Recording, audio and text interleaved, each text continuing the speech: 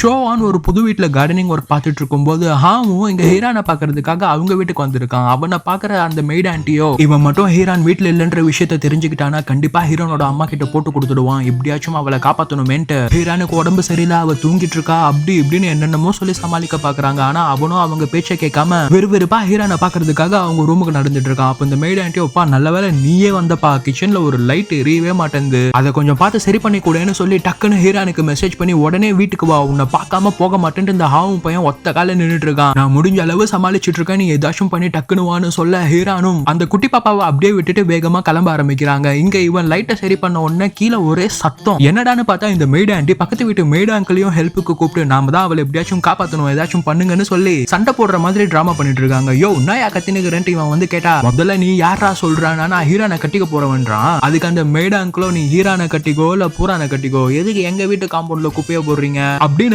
சம்பந்தம் இல்லாம அவனை போட்டு கலாச்சி நிற்கிறாரு. இந்த கேப்ல ஹீரான் அங்க வந்து டக்குன்னு வீட்டுக்குள்ள போயிடுறாங்க.